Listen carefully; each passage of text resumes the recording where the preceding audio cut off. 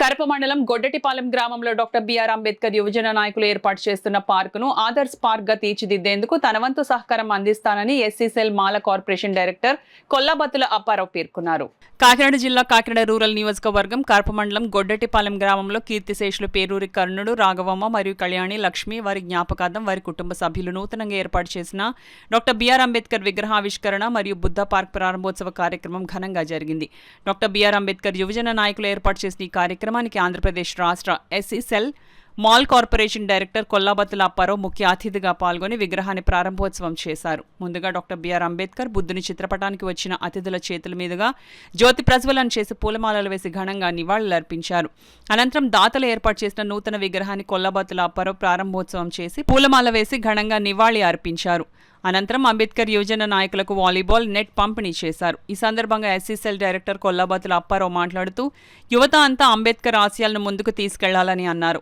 మాజీ జెడ్పీటీసీ సభ్యులు బుంగా సింహాద్రి మాట్లాడుతూ ఈ పార్క్ అభివృద్ధి కోసం మనమంతా కలిసికట్టుగా పనిచేస్తే మరింత అభివృద్ధి చేసుకోవాలని అన్నారు. ఈ కార్యక్రమంలో పోతుల శ్రీనివాస్, మాజీ సర్పంచ్ వాసంశెట్టి శ్రీనుబాబు, గ్రామ జనసేన పార్టీ అధ్యక్షులు ముత్యాలరావు, కరప మండల ఎస్సీసెల్ అధ్యక్షులు పులపకూర సుభా మహేష్, అంబేద్కర్ యువజన సంఘ నాయకులు పాల్గొన్నారు. ఈ శిలాపలక మీద నా పేరు పట్టాక ఈ పార్క్ ఎలా ఉండాలని నేను నిర్ణయిస్తాను. మీరు డిజైన్ రాసేమన్నా నేను నిర్ణయిస్తాను.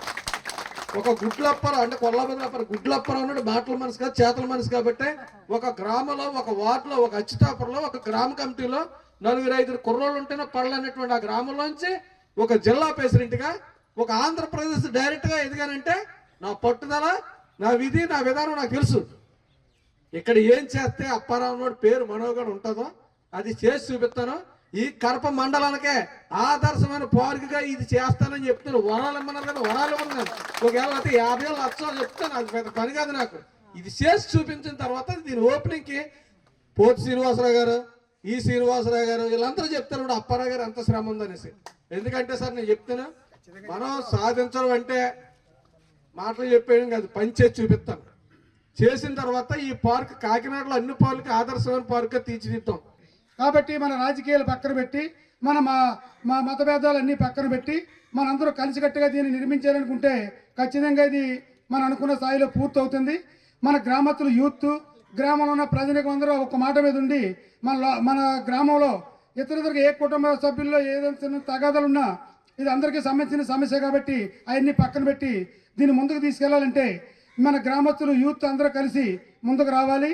అలాగే ఏ రాజకీయ పార్టీ అధికారం ఉంటే ఆ పార్టీ నాయకుల దగ్గర మన అందరం వెళ్ళి మాకు ఇలాగ పార్క్ ఖాళీ స్థలం ఉందండి, దాంట్లో మేము పార్క్ నిర్మించుకుందాం అనుకుంటున్నాం. రాబోయే భవిష్యత్తు పిల్లలకి, పెద్దలకి, అందరికీ విశ్రాంతి తీసుకోవడానికి, అందరికీ అన్ని రకాలుగా ఉపయోగపడడానికి, ఒక ఆట స్థలంగా అన్ని రకాలుగా ఉపయోగపడడానికి ఉపయోగపడుతుంది. కాబట్టి దీన్ని అభివృద్ధికి మీరు ఎంతో కొంత నిధులు ఇవ్వాలని మనం అడగాలంటే మీ యూత్ అంతా ముందుకు రావాలి.